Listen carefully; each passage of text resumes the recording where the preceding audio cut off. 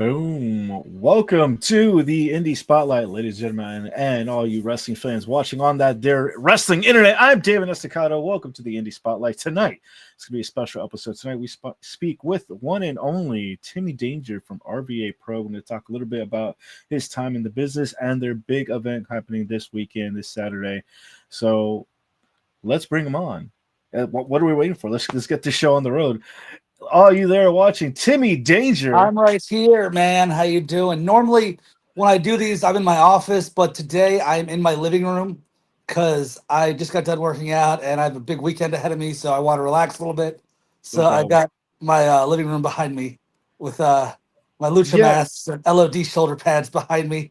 So that is awesome. Is this stuff you just collected throughout the years? yeah, totally. A lot of stuff. Like I like lucha masks. I'm not. If you know me, you know I'm not the biggest fan of lucha libre wrestling, but I definitely love like the style of like the look. I'm a big Jushin. I mean, I'm also a big fan of Japan wrestling. Oh, So yes. I love Jushin Liger. I wish I could have got to have a match with Jushin Liger, but uh, but he was kind of my introduction to how about to masks and stuff, and so yeah, just a lot of stuff I've gotten over the years and stuff like that, and just through Really my cool. travels of indie wrestling. That's amazing. Well, let's get into that because when I first met you, you were wrestling. It was down Pure Pro Wrestling, but you Was started off. I Yeah, that was when we really? first met. Yeah, How about that? It's been a while. It's been a minute. It's been a while, almost 10 years. Oh wow! Well, probably like 5 or 6. I moved back to Virginia in 17, so I've been Mhm. back about 8 years now. Okay. So Yeah, yeah, so that sounds a little better. Yeah, I yeah. moved in the area about 8-10 years ago, almost. So it's been a minute for me. Um, but yeah, that's awesome. So you started off as a manager, I did. as the world's most dangerous manager, Oh wow! if I remember correctly. Pulling that one out. Yeah, I did. I did. I loved it.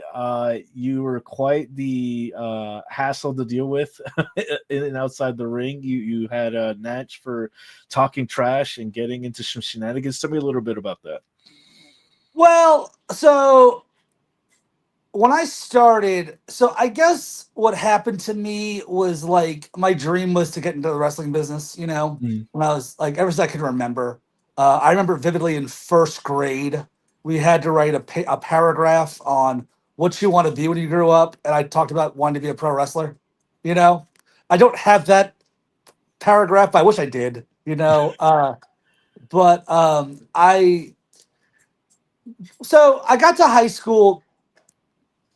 And there's a funny story I always tell, actually.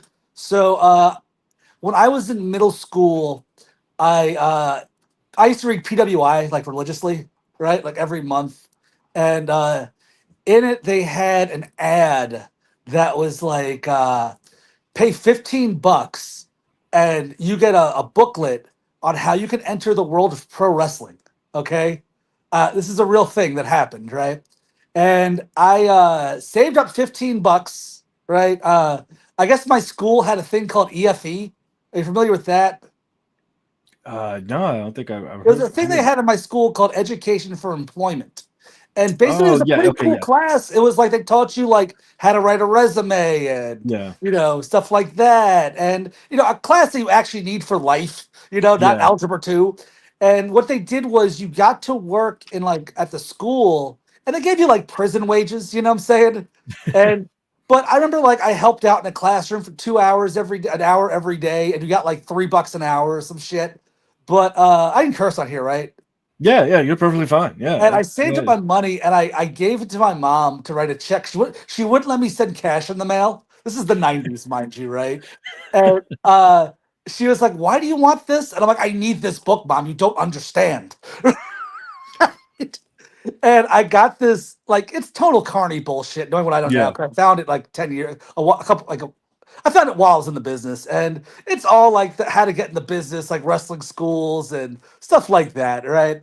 And one of the back of it had a list of wrestling schools that you could like go to, right? mm, And I remember I was looking into them even in like the eighth grade. You know what I'm saying? And a funny story I always tell is there was an ad in the magazine in PWI for the House of Hardcore for Oh, nice. ECW, Hmm. and I was a huge ECW fan. Like I loved ECW, right? And I was terrified of Taz, right? Because this wasn't like Botchamania Taz. This is like, I'm gonna choke you out, Yeah, Chaz, right? And there was nothing like him at the time. You know, he came off very legit. And yeah. I remember I called. So my family's from New York, and this is the '90s, mind you. And I was a kid, and back in those days, your parents look at the phone bill and be like, "Who do you know in Milwaukee?" You know what I'm saying? Right? You know, for the '90s, the '80s babies out there. So if my mindset was the schools in New York, if I call there, my parents won't suspect a thing. They'll think it's a Mm. relative, right? Yeah. So I called the House of Hardcore, and Taz answered the phone, and I realized it was Taz, and I hung up right away. And I sat by the phone like praying he didn't like hit star 69 because there was no caller ID back then, right? Yeah. So I sat by the phone for a good hour, like, oh my God, Taz can't call my house. Oh my God, oh my God. Just But when I freaking got, out. yeah, freaking out over Taz potentially beating me up to the phone. Like, get the fuck out of here, right? So I went to high school, and my high school was like, oh, the story I always tell is my high school was full of like Division I athletes and stuff like that. You know, kids who would go on to play for Michigan and stuff like that. Like, there's a kid in my school who was legit Heisman Trophy contender, like Oh, after graduation. You know what I'm saying? Like legit basketball and football athletes. And when you're like a chubby 15-year-old kid and you start trying to get into lifting weights for the first time and yeah. working out for the first time, and you go to the weight room and there's kids who are legit Division I football level athletes, I got kind of discouraged, you know, because I'm just a kid. You know what I'm saying? I don't know like that's genetics. These kids are different goals than you. They're different stages in life than you. You know what I'm saying? I didn't realize that at the time. You know what I'm saying? So I just kind of gave up on it for a while. So I got to college and I wound up meeting a local wrestler here in Virginia who was running Mhm. a promotion.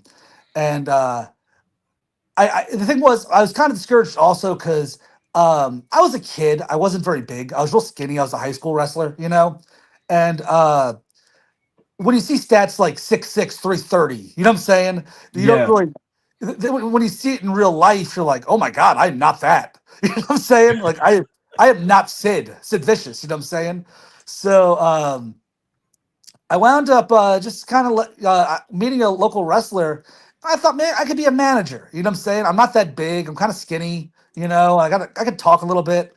So I got hooked up with a group of local wrestlers, and then eventually had a falling out with them, as you do.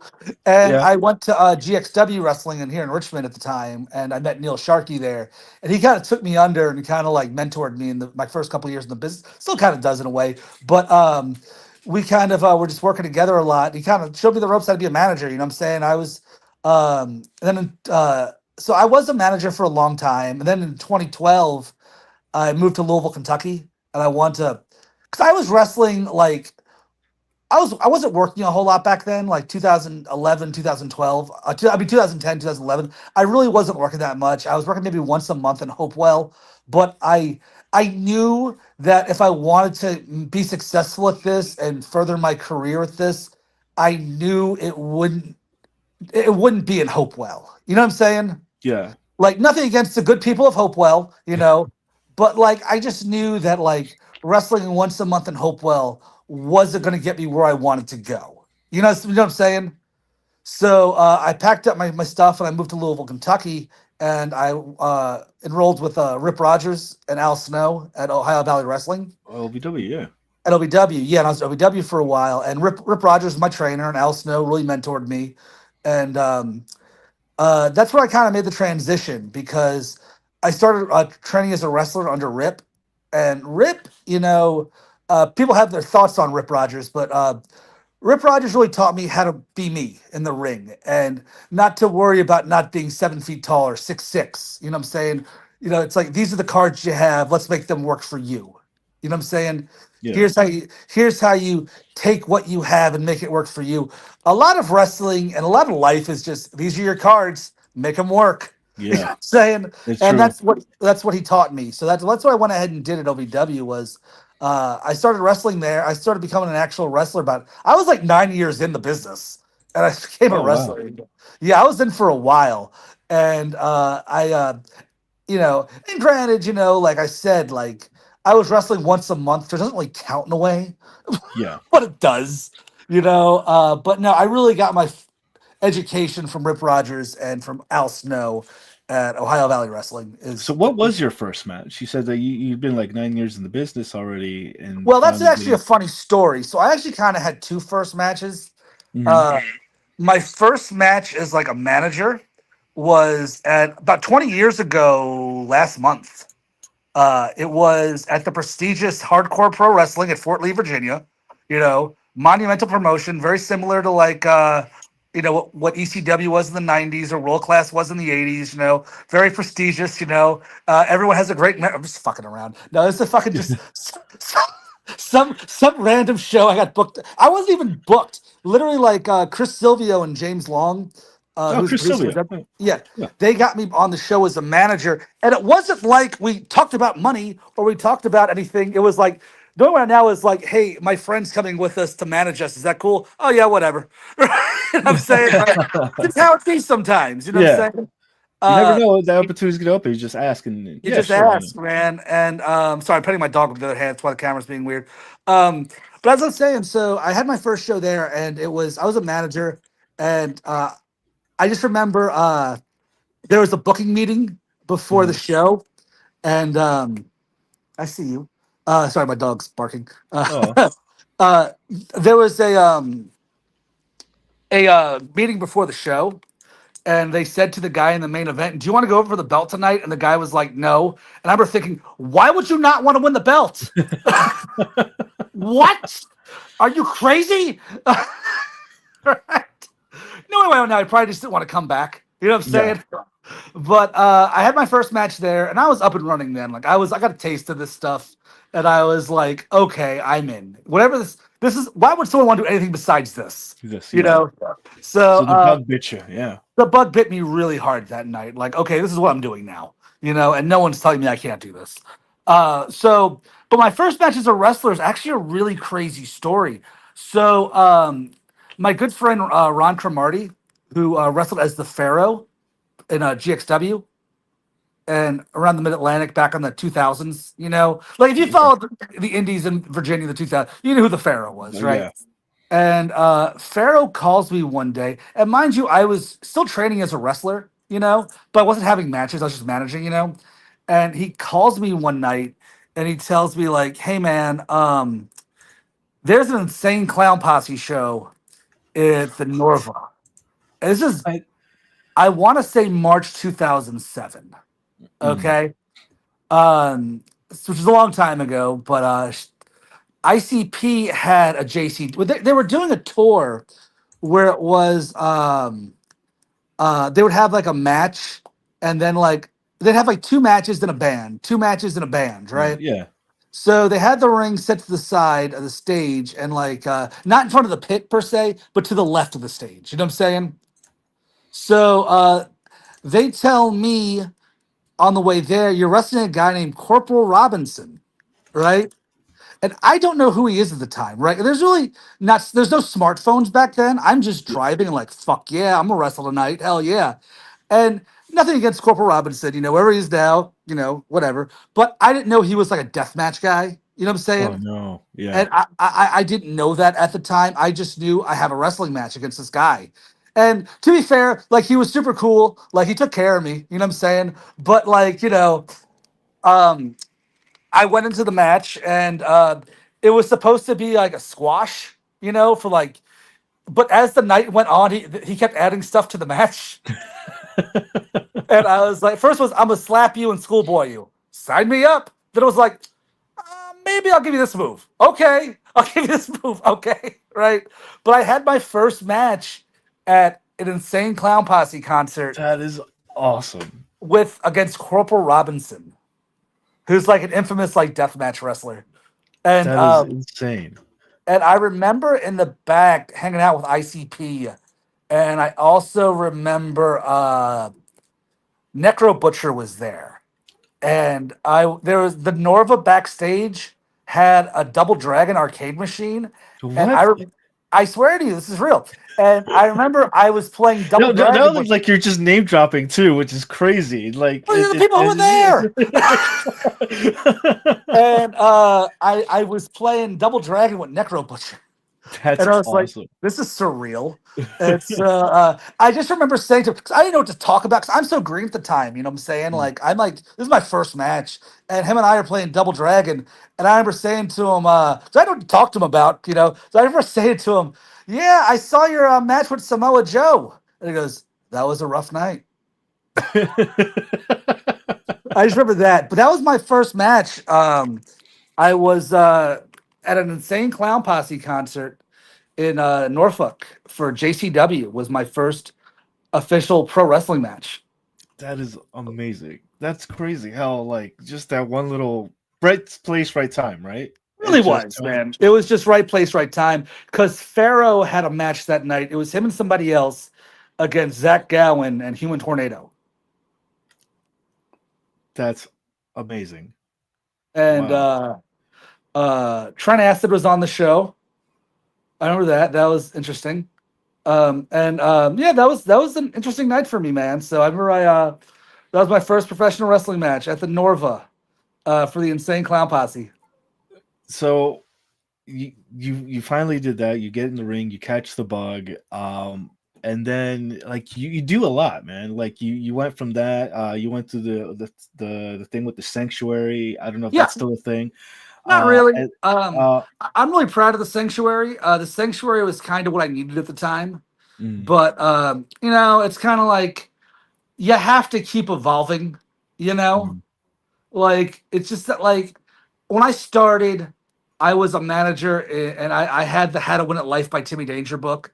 And if I was still doing that 20 years later, people would be like, what is this? Okay, we've seen it, dude. You know what I'm saying?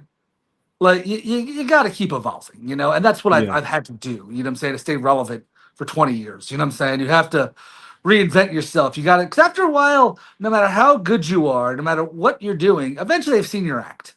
yeah. Things get And it gets stale. Yeah, like, it's very stale. And you know, like I mean, being in the WWE is one thing. Like a guy like John Cena had a pretty similar act for a long time, but he's John Cena. You know what I'm saying? I am yeah, not John Cena. You know what I'm saying? Look at a guy like Randy Orton, you know what I'm saying? Or Chris Jericho, like constantly reinventing themselves.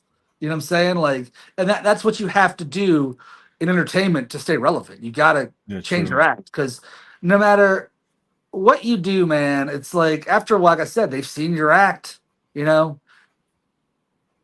Yeah, So the you got sanctuary is some. what hold right now. I'm not saying never with that, but right Okay. now I'm kind of comfortable where I'm at right now. Are you still working? You still wrestling, or has that taken a back seat, or are you I still wrestled taking? like 3 weeks ago. Okay, all right. That's just that. Yes, still wrestling. Well, the reason I ask is you're doing a lot. You're I am also doing a lot. co-owner, if I'm correct, of Yeah. RVA. How did RVA get started? Is that just kind of a collab with you and Well, what had your? happened was this. So the pandemic ends, right? And people start wrestling again, right? And for a while I was doing my thing and I was, wrestling every weekend and stuff, but just things kind of started to fall apart for me, you know? And I don't know if it was my mind wasn't where it needed to be or but I was hit with a lot of things at once, which things when the old saying like when it rains it pours, you know what I'm Yeah. saying? Like it was definitely pouring on me for a while as far as my wrestling career went. Um I was wrestling at UEW here in Richmond, and that of course folded. And people have their thoughts on that, but I'm just gonna leave it there. The company folded. I Yeah. went on to I was wrestling at there was one promotion that if you follow my career, I'm talking about that was using me very heavily, and featuring me very heavily, but they got a new booker who Mm, told me, "Hey, you're a nice guy, but," and that was the end of me there. Uh, wow. Yeah, after my years of service and, told I'd always have a spot. You're a nice guy, but you know what I'm saying? It's that kind of rubbed me the wrong way and still kind Yeah. of does in a way. Um, and then me and another guy were gonna be in a tag team and the guy just quit after getting all the gear made and the tights made and everything made and getting bookings lined up. Quit. So I was really I was really overwhelmed. You know what I'm saying? Mm. Like it was like all these things happened to me at once, and I didn't know what to do. And I knew I wasn't getting any younger. I knew I was like been wrestling a long time, but I knew I couldn't. I knew I needed to like take a break. I just got fed up, and I was like, screw it. Let me just stop wrestling for a bit because I've been wrestling this long, this consistently for so long. Let me just stop. Let me just focus on being a normal guy. So I wound up taking a break, and about a year later, maybe I wrestled twice in the span of a year. And what wound up happening was Punks for Presents. It's a local charity here in Richmond. Uh, they raise money for sick kids in the hospital around Christmas to get toys for the holidays. It's awesome. And yeah, yeah, and they have like cover bands play their shows, but it's not like someone's dad doing like bad AC/DC. You know what I'm Yeah. saying? It's like they'll have like a Misfits cover band or a Descendants cover band or stuff like that. Like that, they've had like a Sepultura cover band in the past. Oh, that's pretty dope. Yeah, yeah, stuff like a Megadeth cover band played one year. So they do a lot of cool things in Richmond, a lot of stuff for the community. So Hardywood had a connection there with them that had an interest in doing a heavy metal wrestling show. And this is 2 years ago, right? Uh, and Puncture Presence, some of those guys are good friends of mine. And they said to me, they said to Hardywood, like, look, um, we thought it would be a really cool thing to do, but we don't know the first thing about running a wrestling show, right? But we know a guy who does, right? Mm. And that was me. So they contacted me about it, Punks for Presence, and I basically was kind of out of the game at the time. And I was like, maybe I'll do it, maybe not. I don't know, right? Because I was just not in the game at the time. Like my heart wasn't in it at the time. Mm. And as fate would have it, my good friend Humphrey J. DuPont, if you guys know him, he was having a retirement show in Mechanicsville for CPW. And he booked me on the show, and I made a flyer post saying, hey, I'm wrestling at this show in Mechanicsville. And people were pretty excited to see me wrestle again because I hadn't wrestled in a long time. You know what I'm saying? Cool. It had been a while. And I was kind of like, holy shit, people are excited that I'm wrestling again. You know what? Let me give this a chance. Let me do this, because I'm a little motivated right now. So I contacted Puncture Presence and I said, hey, let's talk about this. Let's see what we can do here, right? So they got me in touch with the Hardywood guy, the guy at the time from Hardywood. And we sat down. I brought Sharky to Hardywood with me for the meeting, and it went really smooth. Like we said, how about this date? And how about this date? Just everything kind of clicked, you know? And we had used, we went into it with no expectations really. Like, I wanted to put on a good show, but I was like, this is a one-off. It's a one-off. If it's successful, great. But let's not go in. You know what I'm saying? Let's not go into this betting the house. You know what I'm saying? Yeah. Let's just see how it goes.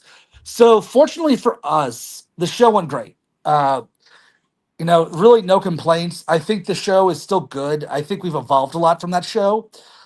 But we used the license for Brew, which was running in Norfolk at the time, because we want to buy a promoter's license, all that Virginia and license It's a stuff. pain in the butt. Yeah. It is. So we just borrowed a license, and the show went great. And Hardywood that night said to me, when you guys do this again, maybe it won't be raining. I'm like, we do it again? What?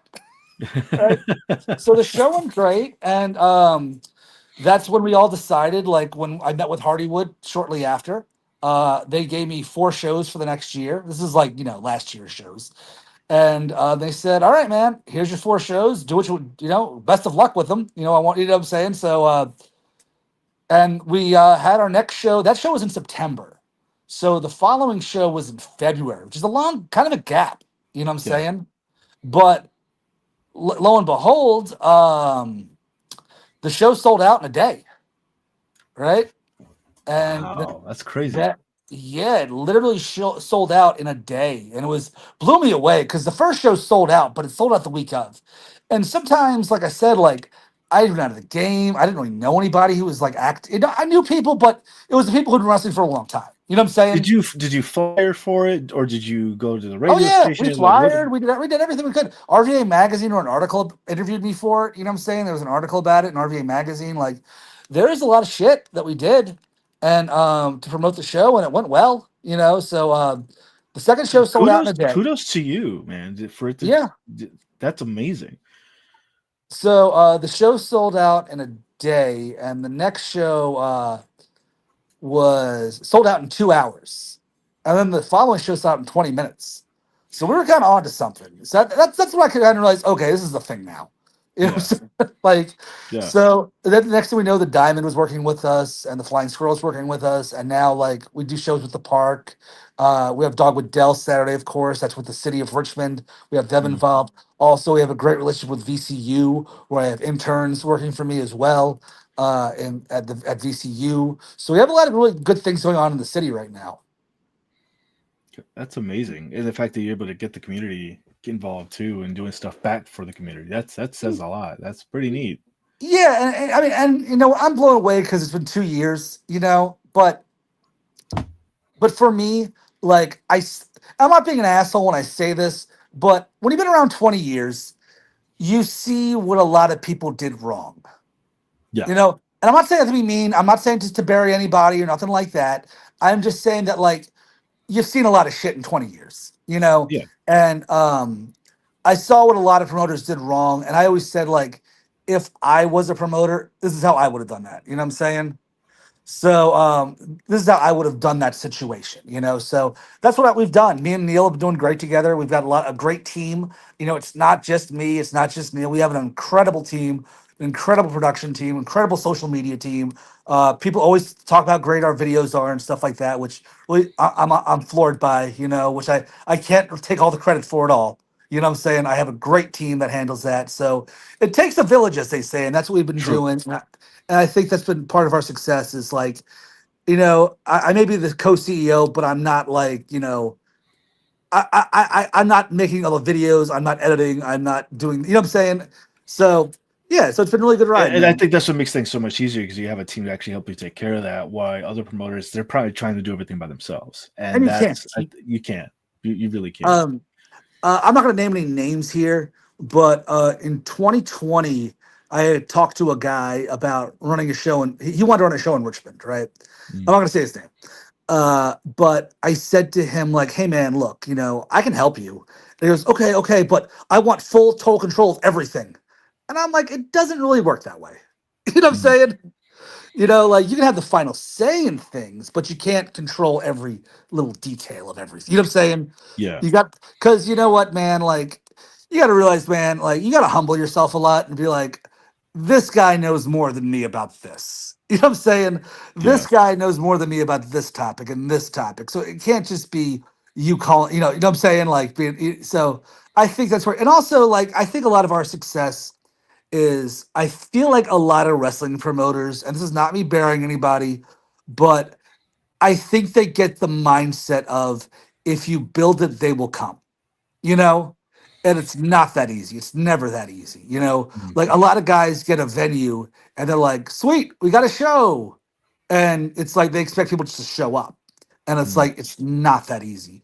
And you No. got to be part of the community. You got to be part of, you know, of the city. You know, you got to be part of where you are. You know, because like I said, like back in the 2000s when I broke in, I'll say his fucking name. There was a guy who was a promoter for NW Virginia, right? And he used to say, "We're gonna run a show in Shittsville, and it'd be great because nobody's running there." Well, there's a fucking reason why no one's running there. You know what Yeah. I'm saying? So, Yeah. You got to so pick and choose. You got to be careful. Where the venue is and where. and It, Hardywood's downtown, and it's in mm, Middle Richmond, and I wanted to promote a party. Like I wanted to promote something that was like cool to go to and fun to go to. Like because you do want your diehard fans. You know, you do want the people who watch Raw every Monday night. Those people are fantastic, right? You want those fans, right? But there's the type of people who they just want to have a good time on a Friday night or even a Wednesday night or a Saturday night, like this show coming up, you know. They just want to have a good time. You know, yeah. it's that's all it is. So you just want to like because I said some people just think wrestling like Like I talked to one promoter one time and I said to him, okay, so you're running the show. Why should people come to the show? Oh, it's gonna be great. We're gonna have this wrestler against this wrestler in the main event. And I'm like, okay, I'm sure that match will be great, but why should someone care about that? You know? And I'm not saying that as like you need a hot angle, because you do need a hot angle, but you Mm. need a reason for people to come into the building besides wrestler A versus wrestler B. What's the vibe? What are you going Yeah, for? exactly. Like, Like, who yeah. is this show for? You know what I'm Mm. saying? Like, why should, because honestly, dude, I could sit in this chair right now and I could watch Halloween Havoc 1990, and that could be my evening. Why should I leave my house? My dog is here. you know, Yeah. you know? Cool So dog, it's by the way. he's great. But yeah, you got to find a reason for people to come. It's got to be where people are. You can't just run a show in the middle of nowhere and expect like 1,000 people to show up. Yeah. And just have indie guys. I'm sure if you bring in like Kurt Angle and you do a show in the middle of nowhere, sure people might show up. But it's like if you have it like where people are, it's a lot easier. Yeah. I mean, it takes a special kind of person to kind of realize that, because everybody, like you said, they want too many hands in the pot, or they just won't let anybody get involved or even help. Yeah, And I think that's what kills a lot of shows, or kills a lot of promotions, is just not understanding that it takes a whole village, and it takes a it little bit more does. work besides just flyering. It It takes does. social media. It takes It takes a getting lot of involved with the things, local man. community, heck, even radio station or TV. That's hard to get, but It it's is. really easy to kind of open the door and like, hey, talk to people. Communication. Yeah, talk to people and also like you got to have something fun, because Mm, not everyone is a wrestling fan. It's just the nature of the beast. You know what I'm yeah. saying? Some people will tell you, you get a lot of people who are like, oh, I used to watch it back in the day. I love The Undertaker and Stone Cold Steve Austin, and they're not as familiar with today's product as you and I are. You know what I'm Yeah. saying? But those are the people who it's like they know what this is. You got to reel them in somehow. You got to have some Mm, Trojan horse to bring them in. And for us, it was having a good vibe and a good party atmosphere that would be fun to go to. That was just a fun night out as opposed to, come see wrestling, And don't get me wrong, like those shows in the high school gyms and the armories, the traditional shows, I love those shows. I live for those shows, but that's not what I wanted to do. mm. You pretty much got the party vibe. Even from just the clips, just Yeah. the energy. It's almost like a high end commercial. Half the time when I see it, Yeah. come up on my news feed, I'm like, this is good. This guy's doing it right. Like Yeah. it's pretty. You can see the passion, and I'm going to quote a fellow colleague, Kevin Pierce. You look like you give a shit, like you give a fuck, Yeah. and it shows in your product that you give a fuck. Yeah. Like, yeah. Yeah. And you have to, because it's like our show, it's like I mean, I've been to indie shows where the promoter's been like, guys, just go have fun. But it's not that easy. You gotta really you gotta wear a lot of hats as a promoter. You know what I'm saying? So What to you has been the most difficult thing to dealing with managing starting? people. Mhm.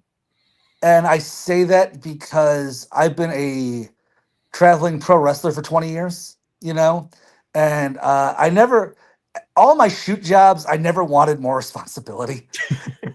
Well, just being real, it's like, I could go do a weekend somewhere, wrestle 3 nights a week, Saturday, Friday, Saturday, Sunday, or I could work extra hours and go over people's performance evaluations.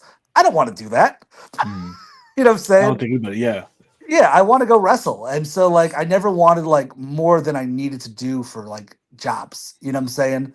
So once I got in this position and I saw these teams I had, like here's my production team, here's VCU, here are these people, here are these people. It's like, okay, I gotta manage these people. You know what I'm saying? How do Mhm. I do that? So that for me, that's been the hardest thing is trying to keep order and keep things going. I kind of learned from my first show back 2 years ago. You can't go into running an event of any kind thinking everything's going to go smooth. Mm. You can't. Um, you have to ask yourself, what is today's crisis? You know what I'm saying? Yeah. What's the crisis right now? How can we fix this? What can we do? You know what I'm saying? Because Yeah. stuff is Murphy's going to Law. Yeah. yeah, stuff is going to go wrong. It just is. I mean, like I feel like I've been fortunate in that like nothing's gone too wrong. You know what I'm saying? Mhm. But something will there will be monkey wrenches involved. Yeah. And how do you deal with that? Like, just planning? Do you pre-plan? Do you have a plan or a backup plan? Like they say, the card is subject to change. Yeah, well, you How do you just deal got with to those go last minute? in and you just got to just analyze the situation and try to fix it the best you can. Mhm. I mean, like stuff isn't going to be perfect. Stuff's going to go wrong, and that's what we do, man. It's like because like I said, even at the highest level, like WrestleMania, I'm sure stuff goes wrong. Yeah, true. You have that many people in attendance. You have that big of a team. Stuff's going to go wrong. So you have to go into this thinking stuff is going to go wrong. You True. know, but it's also your job as a promoter to kind of plan ahead and be like, what I'm saying? Like, what if this happens? What if this? That's what you got to do. Which goes into my next question: is like, what advice would you give somebody who's trying to jump into the business, either as you did as a manager, or even trying to run their own show? What would be a Well, good set of I advice? will give you advice. So when I first had the idea to start promoting, Al Snow has been like a mentor to me back at OVW, you know, and I told Al Snow what I was trying to do. And the first thing he said to me was, I don't mind sharing this information because he told me, he said, I want you to understand that if you're going to be a promoter, you're in charge. So that means anything that happens in that building, good or bad, on your watch is your responsibility. And I think that's great advice for anyone trying to do any kind of event. You know what I'm Mhm. saying? So that's the advice I give promoters. It's like understand that this is your responsibility. Whatever happens is on you. You know what I'm saying? Yeah, So I think that needs to be addressed to anyone running a show of any kind. You know what I'm saying? yeah, So yeah, so that's my and also getting the business, it's like my advice to someone who wants to be a professional wrestler is like, you don't have to quit your job like I did and move to Kentucky, right? I think eventually you do need to branch out and find people who were successful, and you need to find the people who made money and were successful and learn from them. But there's no shame in starting at your local wrestling school and seeing if it's right for you. I had one guy come up to me at a merch table and go, I want to do what you do. How do I do it? Where'd you go to wrestling school? And I said, I went to Louisville, Kentucky, OVW. He goes, okay, cool. I'm looking to that. Maybe in a couple months I'll move out there. I'm like, whoa, whoa, whoa, whoa, whoa, whoa, whoa. You know what I'm saying? So I think if you're going to do it, find out if it's right for you. And if a lot of wrestling schools do, OVW did this when I was there. I don't know if they still do, but but a lot of schools will have like a beginner's course for 3 months, and it's no different than like Brazilian jiu-jitsu schools and boxing schools, where it's like you take 3 months, you learn the basics, and you have a match and see if you want to do this. So yeah. just and understand that like I tell people this, it's like pro wrestling RVA Pro, for example, it's a big company. Not a big company, but it's a company. You know what I'm saying? Yeah, And with any company, there's a lot of jobs. You know what I'm saying? Like you might not be the heavyweight champion, but you might be, the camera guy or the merch guy or the sound guy. And they're all important jobs. Someone needs to do it. You know what I'm yeah, saying? So just understand that there's a lot of jobs you can do. You don't have to be, uh, you know, the main event. You know what I'm saying? There's true. a lot of jobs you can do. Well, speaking of shows, you have a big one this Saturday. I do have the poster for that. Let me put that on the screen right Cool. there, real quick. Dogwood Dell. Is this your first time here, or is this how many? Yes, this is our first time here, man, at Dogwood Dell. So, I was at Dogwood Dell is the city of Richmond, and they've been really good to us. They've been great to work with. It's a free show put on by the city, and basically what it is it's like there's be a band playing. If you've been to Dogwood Dell, it's an amphitheater outside, and there's like a pit area in front of the stage, and the rings gonna be set up there. That sounds almost similar to what they have up here in Charlottesville. Yeah. Yeah, yeah, yeah. Back in 2000, showing my age here, I went to an ECW show at the Virginia Beach Amphitheater, and it's the same situation set up. You know what I'm saying? That's awesome. That's pretty cool. It's gonna be a intimate, kind of close in, kind of. Yeah, it fits about 2,000 people. Mhm. And it's free, so we'll see what happens. Shaq Carpet's gonna open the show up. They're a local band, so I'm looking forward to them playing and doing their thing. So it's gonna be exciting, man. I'm really looking forward to the show Saturday. It starts at Awesome. 8, and tickets are free. It's all ages. A lot of people ask when are we doing an all ages show, and this is it. This is I mean we do stuff with the Diamond as well. It's all ages, and this is all ages as well. So I'm real excited that people can see the show. That's awesome. This is one of the matches. I just saw the poster for this. You have booked an incredible amount of talent. I know most of these ladies from the North Carolinas, and they put on an amazing matches. And they're hard hitters. They're No, some they're hard great. hitters. They're All great four of them are competitors. great. All four of them are incredible, man. Amanda Kiss is a star. Erica Lee's the champ. Jordan Blade, one of my favorites. Leah Knight, she's really taking the scene by storm right now, man. Leah Mm, Knight's incredibly talented. So it's really cool to see this match happening this Saturday night at Dogwood Dell. I'm excited Erica for Lee's it. first title defense. Yeah, I was just about to mention that. Yeah, the first title defense and much more. If you guys are not there, you're missing out on an incredible show. How did you manage to get this to put together? Like, was this kind of in the making, or is kind of They last reached minute? out Did to they reach me. out? Okay, Dogwood Dell has been a staple of Richmond for a long time, and they are a big part of the community. And the Parks and Rec department reached out to me, and they wanted to basically put on a show. They wanted to kind of change, to have a cool vibe. You know, they had a lot of cool events going on this year at Dogwood Dell. They had a SpongeBob musical, I think. that's pretty Uh, cool.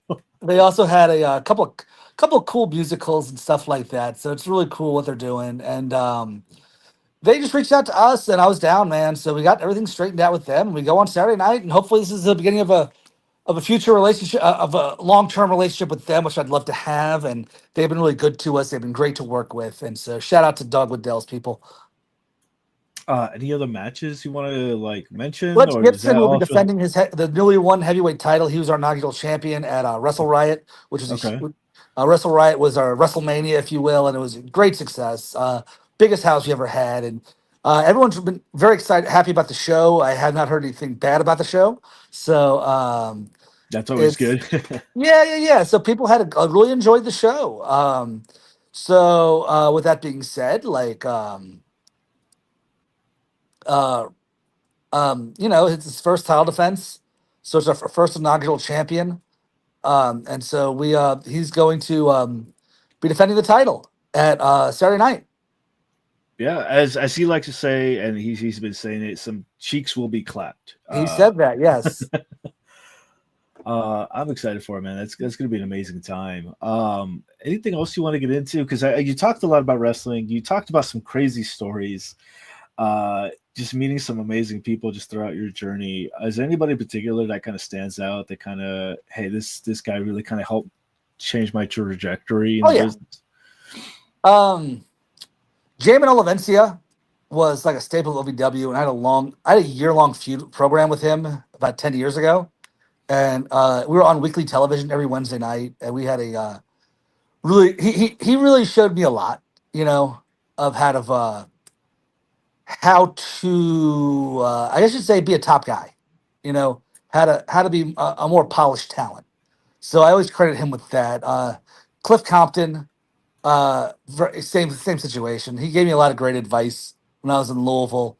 He was Deuce he was Domino. I'm sorry, he's not watching this. He was Domino and Deuce and Domino back in the Uh, aughts in WWE on SmackDown.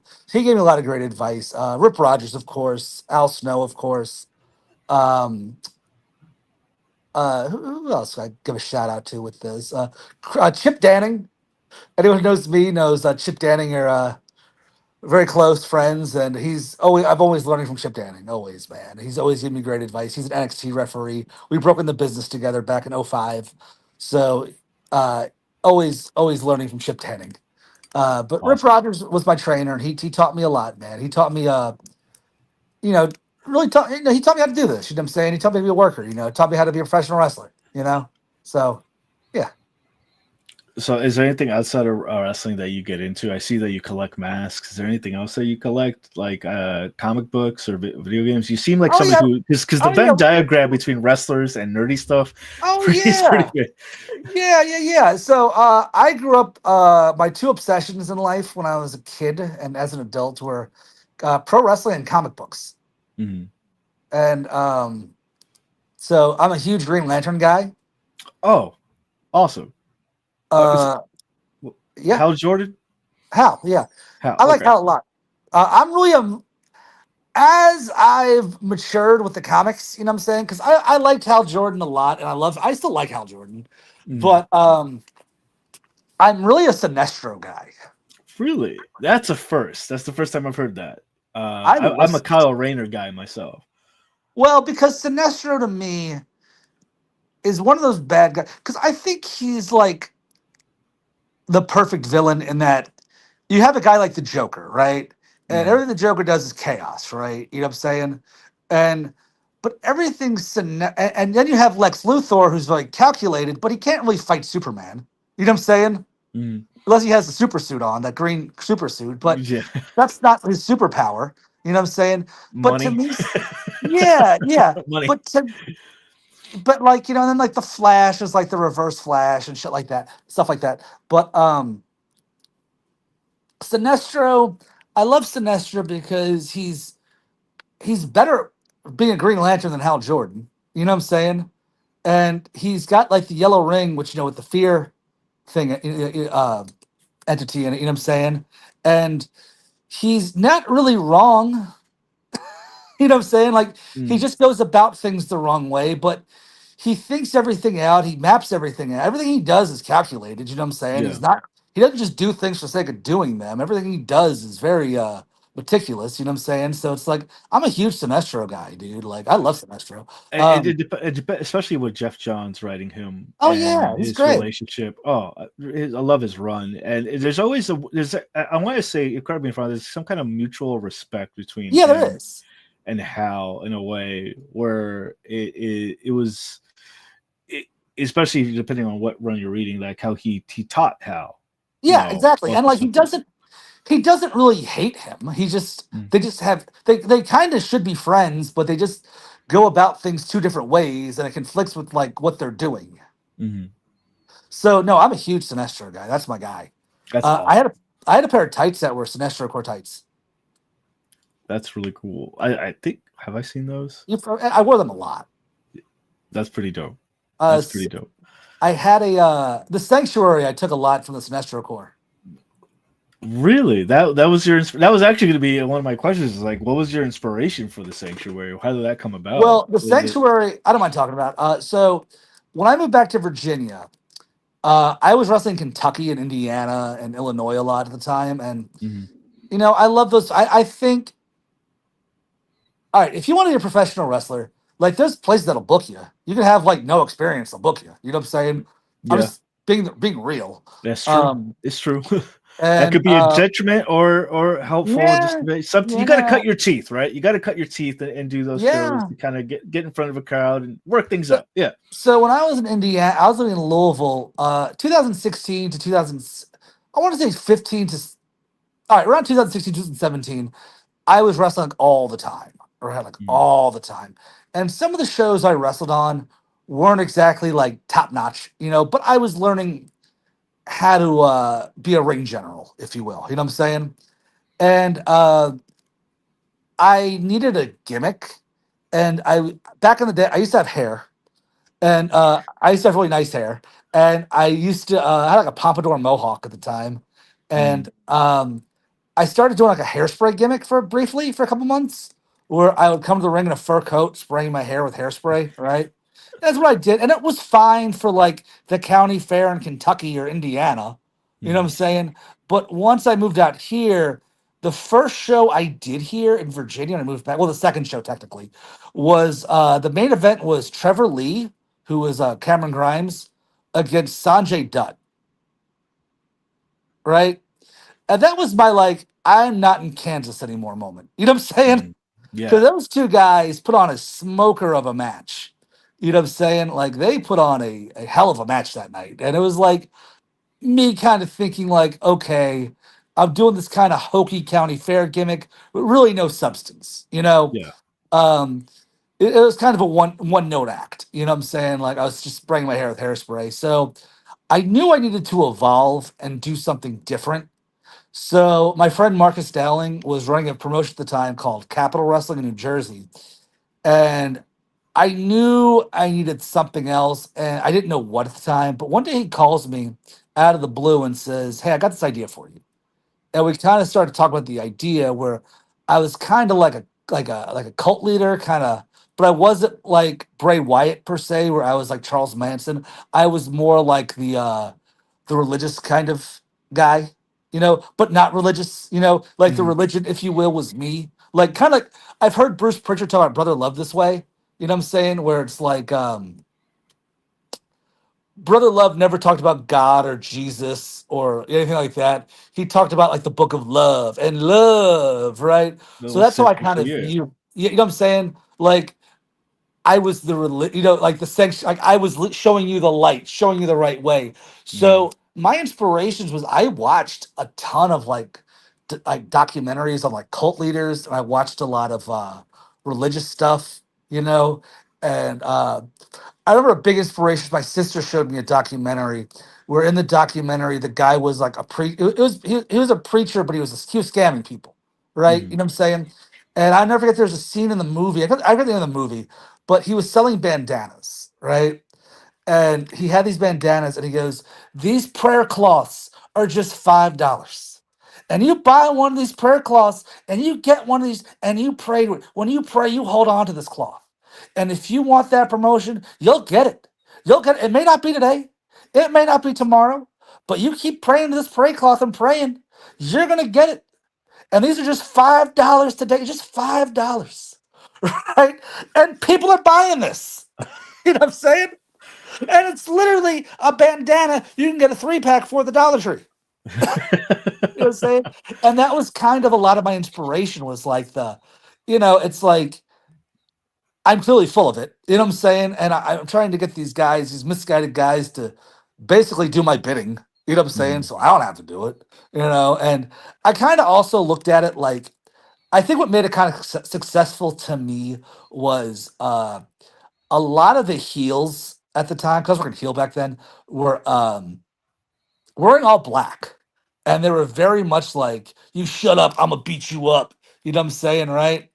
And I wanted to be the opposite. You know, I saw what everyone was doing. I did the opposite. You know, so as opposed to wearing a leather jacket and black trunks and stomping into the ring, you know, telling people to shut up, I wore like a giant sequin robe that looked like a disco ball. You know what I'm saying? And all Yeah. my tights were really loud and flashy, and I would smile, you know, and like everyone was scowling, and I was smiling. You know what I'm saying? It was like they'd be booing me, I'd be smiling, like, "Okay, just hear me out. If you have faith in the sanctuary, if you put your faith in supreme truth, you too." You know, what I'm saying? I'd be like, "Shut up," because there's Yeah. nothing worse than like not liking somebody and they're smiling the whole time, they're happy. It's like, oh, screw this guy. Gets on your screen. Yeah. Yeah, there's nothing worse than that. Like, let's say you're jealous of like, your neighbor, you know what I'm saying? And he comes home with like a new sports car. It's Dingleberg. like, it's you know, or like kind of like Homer and Ned. You know what I'm saying? Like, I'm a big Yeah. Simpsons guy. Like Ned Flanders is so nice to Homer, and Homer's such a jerk to him, and it bothers Homer so much. You know what I'm saying? Yeah. You know what I'm That's a saying? pretty good gimmick. A Ned Flanders heel gimmick would probably work too. That's kind of I'm not saying that was inspiration, but I kind of got that vibe. Like no matter Yeah. how mean Homer is to Ned, he's like, "Oh, hidely ho, neighbor," and it's like, Yeah. "Oh, Flanders, he didn't do anything." You know what I'm saying? He's like, "Oh, that jerk Flanders, so, do anything." He said, "Look," you know what I'm saying? So that was a lot of my inspiration with stuff like that. And right now it's kind of on hiatus. I don't know if it's ever gonna come back, but if it does, it does. If it doesn't, it doesn't. But Mhm. I think it was it's an era of my career I'm very happy about, very proud of. I would Mhm. have done some things differently looking back. You know what I'm saying? But I'm proud of it. Definitely. It's one of my favorite It versions of was me. different. It was. I mean, I enjoyed it every time. I was like, I wonder what he's going to do next. What he's going to say next. Like, who else he's going to try to get into the sanctuary. So it hooked Yeah, me in. yeah, Like, I really liked the addition of like the yeah, hand band. 100%. Yeah, yeah, that was neat. Like nobody else was doing Yeah, it, and yeah. taking that, and it was part of your gear. But you're like, you even made your own gear I at do have one my own point. gear. Yeah, you sewed it and made. You still do that? I haven't done it in a while. Okay. I haven't really worn tights in a while. I've been wearing like Tommy Dreamer clothes. Well, I wore That tights. works. I wrestled Damian Wayne recently, Uh-huh. and I wore tights because it's Damian Wayne. True. So, but no, I don't really wear tights that much anymore. I liked making gear, but it was just it's a lot of work, It and I is. really Yeah. don't have the time anymore. Yeah, that's impressive though. Like you took something and you say that you were gonna need it and you made it part of your gimmick, which I thought was great. It was awesome. Yeah, Great stuff. and I hated wearing wrist tape. It was annoying. Well, that's pretty much it. Anything else you want to get into? Anything you want to like plug before we kind of close things out here? Yeah, totally. So right now we have a big show at Dogwood Dell on Saturday night. It's free, all ages. If you're listening to this and you got Saturday night free, you should definitely check out the show. Even if you're not free Saturday night, if you got plans, cancel. Take your dates. You tend your date Saturday night to the show. It might have a good time. You never know. If you got plans, cancel them. Come to the show Saturday. It starts at 8 o'clock. It's free. Doors at 7. It's completely free. All ages. A lot of our fans are telling us like, "Hey, man, we really want to bring our kids to the show. This is your chance." So we'll have a huge announcement that night regarding the future of the company. Our next Mhm. show, our next date. That's gonna be announced on Saturday night. We're gonna announce that then. Tickets will be on. That's going to be announced Saturday. Also, we're going to have um, we have a pretty big year lined up next year already. So we have really no signs of slowing down right now. So it's really cool because we have a really good platform for guys right now. Um, I feel like we have a great platform for a lot of people who like Leo Kirby, even though, not my favorite person in the world at the moment. Um, I think it's been a good platform for him. Sledge Gibson's been a great platform. Erica Lee, everyone's got really performed well for us, and this has been a great platform for a lot of talent. Uh, Terry the Flip Sequoia, really, just taking the company by storm. You know what I'm saying? Doing a lot of stuff. So it's been a great platform. Really proud of what we're doing. And next year, we got a lot of stuff coming up with Hardywood and the Diamond and things of that nature. I'm hoping Dogwood Dell stays in the picture. I'm sure it will, but let's see how Saturday goes. I'm really hoping it goes great. I'm sure it will, but also we got a lot of cool stuff coming up next year. So it's gonna be a really big year for us next year. It's been a great year for us so far. All of our events have been fantastic. Uh, people are still raving about Russell Riot. It was like a month ago, so that's great. That's Um, awesome. yeah, so we're getting a lot of our ducks in a row and a lot of things taken care of right now that need to be taken care of when you run a company. So, really looking forward to where things go. And Saturday night's gonna be a great night, man. Sledge Gibson defends the title in the main event. Erica Lee defending the title against Jordan Blade, Amanda Kiss, and Leah Knight in a four-way scramble. Also a rumble we announced. It's gonna be a six-person rumble, Oh, and yeah, yeah, yeah. And the winner of that Rumble is going to be number 13 in the Lucky 13 Rumble at our next Hardywood show. oh, okay, So awesome. we started this last year. We started a Lucky 13 Rumble, Hmm. sponsored by Lucky 13 Tattoo and Piercing here in Richmond. And the winner gets the Hardywood Cup. Sledge Gibson won it last year. Now he's the heavyweight champion. So we're going to see what happens. Who wins it this year? So that that uh, that number 13, a lot of people are going to want to get that. So the winner of that show, of that match, is going to get that spot. So looking forward to see what's going to happen there. That's awesome. Well, thank you for that. That's awesome. There you go. There's the thing that we wanted at the end. Like any drops, any special announcements. That's one. That counts. That counts. That does That's what we count. needed. Any last words to fans watching? Those Totally. watching. Yeah, just if you want to follow me personally, Timmy Danger on Instagram. I kind of retweet a lot of RVA Pro stuff, but I post some personal stuff. On the Facebook, I normally add people, but if I don't know. But Instagram's the best way to get a hold of me. I'm horrible at Twitter. I am not afraid to admit it.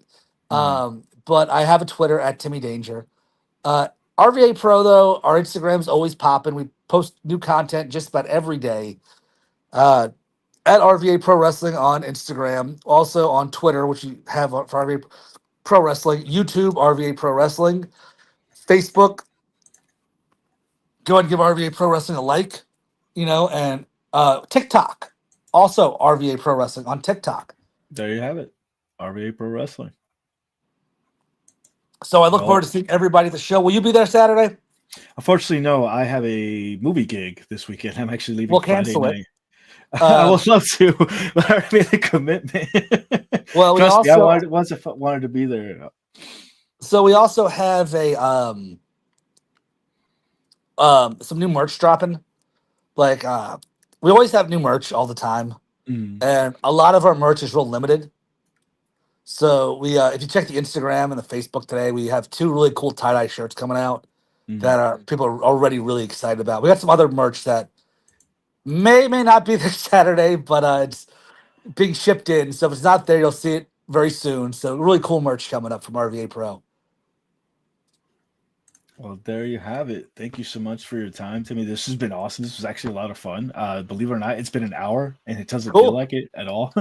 uh, and this was just great. It was a pleasure having. Hope to have you on again. Oh yeah, Like you man. said, follow him on the social medias. Be there at the show this Saturday. Again, this is going to be live this Saturday at the Dogwood Dell at the Festival of Arts. Don't miss out. RVA Pro Wrestling. Timmy, thank you again. This has Thank been you, great. buddy. See you soon, man. See you All right. soon. And as my cohort likes to say, if we don't see you next time, well, then you know where you see us. You'll see us at the Indies.